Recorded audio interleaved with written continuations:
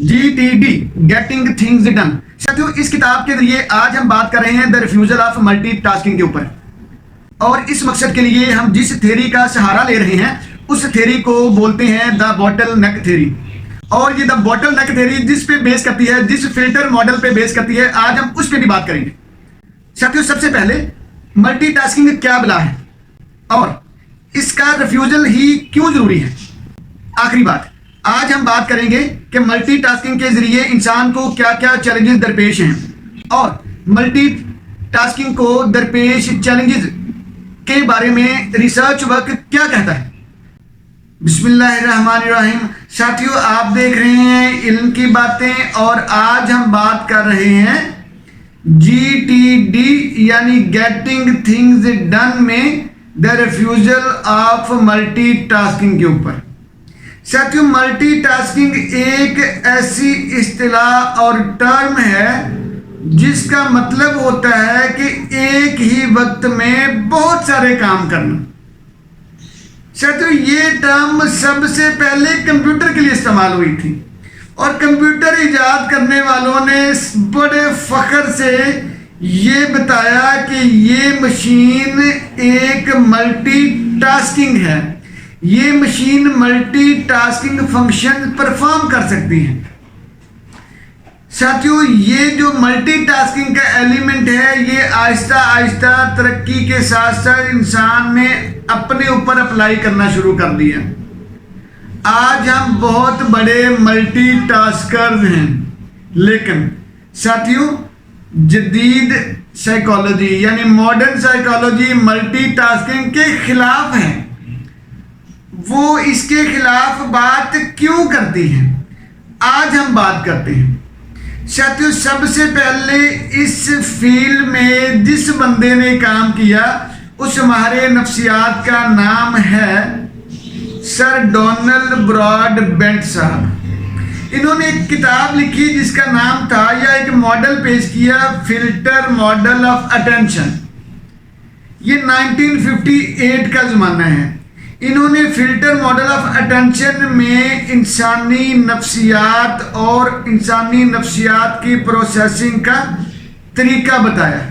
इन्होंने ये बताया कि इंसानी दिमाग महदूद इंफॉर्मेशन को प्रोसेस कर सकता है बड़े काम का चीज़, लेकिन ये अपनी इंफॉर्मेशन को महदूद अंदाज में प्रोसेस करता है।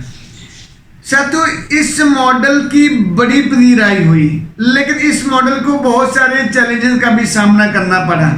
सबसे बड़ा चैलेंज तो 1964 में ही आया। 1964 में बॉटल नेक थ्योरी पे काम किया गया और जो एटीन्यूएशन मॉडल पेश किया गया उस मॉडल को एन ट्रिजमैन साहब ने पेश किया। एन ट्रिजमैन साहब कहते हैं कि जो the filter model of attention है ना, इसमें कुछ कमियां हैं। भाई, सारी इंफॉर्मेशन दिमाग प्रोसेस नहीं कर सकता। एक वक्त में दिमाग एक ही इंफॉर्मेशन प्रोसेस करेगा या एक वक्त में एक तरह की इंफॉर्मेशन प्रोसेस करेगा। उन्होंने कहा कि ये बॉटल नेक की ही मिसाल है, यानी इंसान का दिमाग एक बोतल की नेक की तरह है। आपको बहुत सारी इंफॉर्मेशन मिल रही होती है, आपको बहुत सारी इंफॉर्मेशन आ रही होती हैं, लेकिन वो सारी इंफॉर्मेशन एक बोतल के नेक की तरह एक छोटे सुराख से गुजरेंगी और वो ही गुजरेंगी जो रेलिवेंट होंगी, जिनमें इतनी एनर्जी होगी कि वो प्रोसेस की जा सके। ठीक, तो राइटर ने इसको द बॉटल नेक थ्योरी कहा। इसको हम आम लफ्जों में और आसानी से बयान कर सकते हैं कि मॉडर्न साइकोलॉजी ये कहती है कि इंसानी दिमाग एक बॉटल की नेक की तरह है।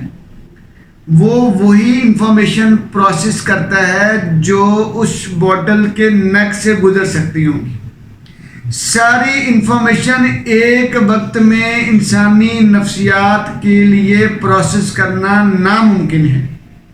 इंसान बहुत महदूद किस्म की इंफॉर्मेशन को پروسیس کرتا ہے. جب انسان بہت محدود قسم کی انفارمیشن کو پروسیس کرنے جوگا ہے تو پھر ملٹی ٹاسکنگ کیسی؟ پھر ملٹی ٹاسکنگ تو غلط ہوئی نا. تو پھر رائٹر نے یہ ثابت کیا کہ ملٹی ٹاسکنگ کا فینومینا غلط ہے. ملٹی ٹاسکنگ کا فینومینا آپ کو فائدے کی بجائے نقصان دے رہا ہے.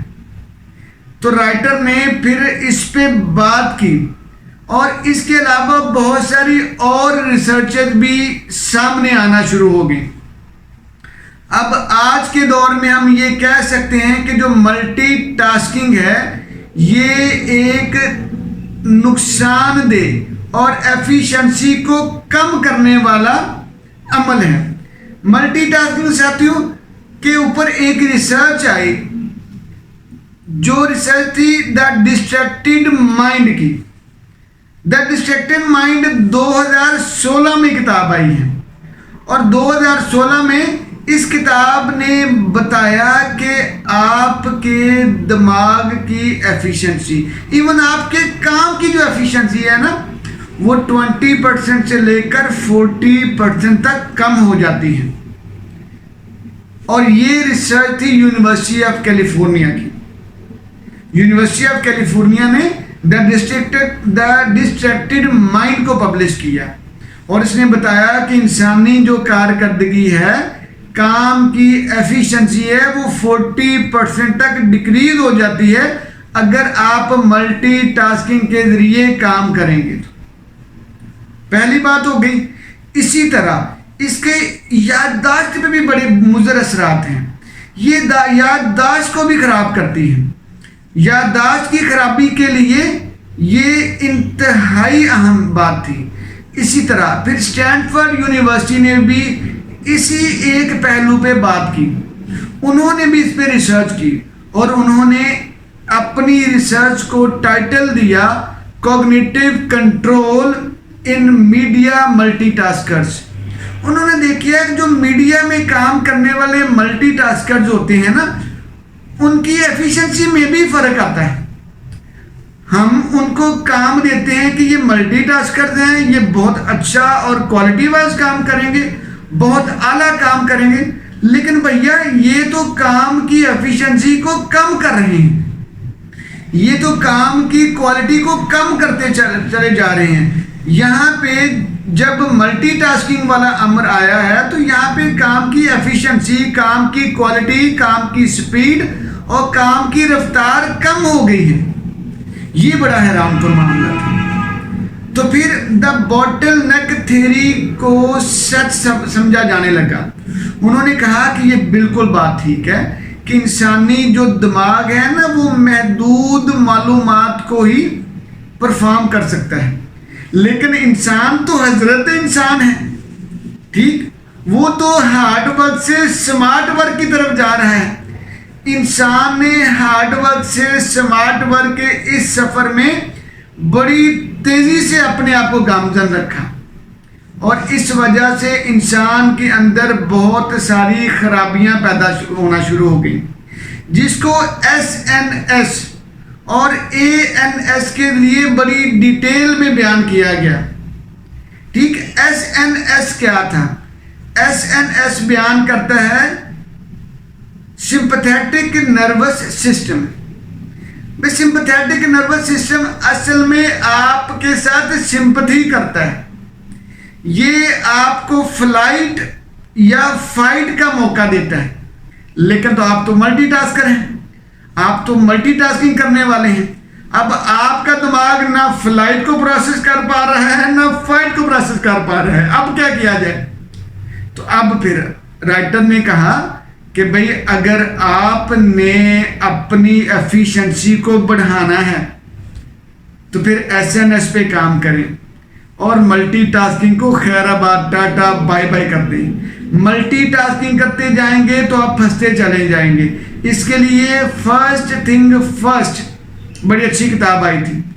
پہلی چیز پہلے پہ بات کریں، پہلا کام پہلے کریں تو آپ کامیابی کی طرف تیزی سے دوڑتے چلے جائیں گے.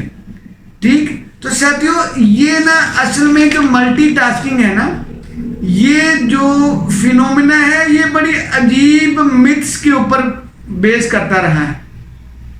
ہم ماڈرن لوگ ہیں، بلکہ ہم آج تو الٹرا ماڈرن دور سے، پوسٹ ماڈرن دور سے بھی آگے نکل آئے ہیں. تو ہم نا عجیب طرح کے افسانوں اور عجیب طرح کی متس کے اوپر ہم اپنی اس چیز کو بیس کرتے آئے ہیں. مطلب سب سے پہلے مت یہ تھی کہ جو مت یہ ہے کہ ملٹی ٹاسکنگ وقت بچاتی ہے. تو ہم نے ریسرچ سے ثابت کیا کہ ملٹی ٹاسکنگ وقت کوئی نہیں بچاتی بھیا. ملٹی ٹاسکنگ سے وقت کوئی نہیں بچتا، بلکہ ملٹی ٹاسکنگ سے وقت زیادہ ضائع ہوتا ہے. ریسرچ نے یہ حقیقت ثابت کر دی ہے کہ ملٹی ٹاسکنگ سے وقت کا ضیاع زیادہ ہوتا ہے. اچھا، تو پہلی پھر مت ہماری رانگ ثابت ہوئی. دوسری مت یہ تھی کہ ہر کوئی ملٹی ٹاسکنگ کر سکتا ہے.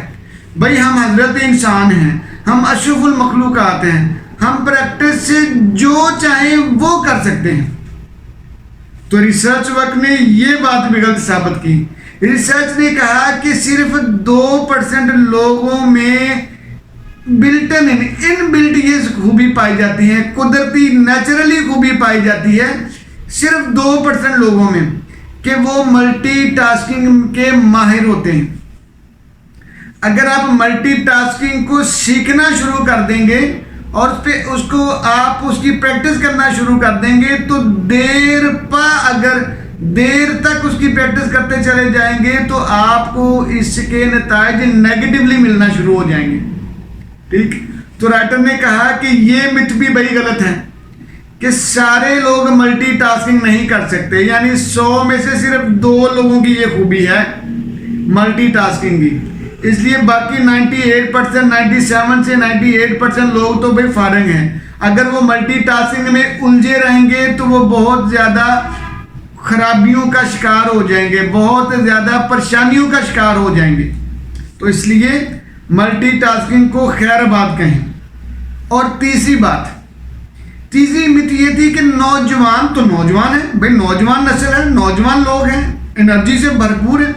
تو کہتے ہیں نوجوان جو ہے نا اور نوجوان نسل جو ہے ان میں ملٹی ٹاسکنگ زیادہ پائی جاتی ہیں، یہ ملٹی ٹاسکنگ کے ماہر ہوتے ہیں. تو ریسرچ ورک نے یہ بات بھی غلط ثابت کی. انہوں نے کہا کہ نوجوان ہو یا کوئی بندہ بھی، ملٹی ٹاسکنگ ذہن پر دباؤ ڈالتی ہے، ملٹی ٹاسکنگ سے پریشانیاں آتی ہیں، ملٹی ٹاسکنگ سے ذہن تھک جاتا ہے، ملٹی ٹاسکنگ سے ایفیشنسی میں کمی آتی ہے، اور ملٹی ٹاسکنگ کے بہت زیادہ اور دیر پا نقصانات ہیں. ساتھیوں، یہ تھی ملٹی ٹاسکنگ کے اوپر ہمارا ریسرچ ورک. امید ہے آپ کے کام آئے گا. جی جزاک اللہ. جی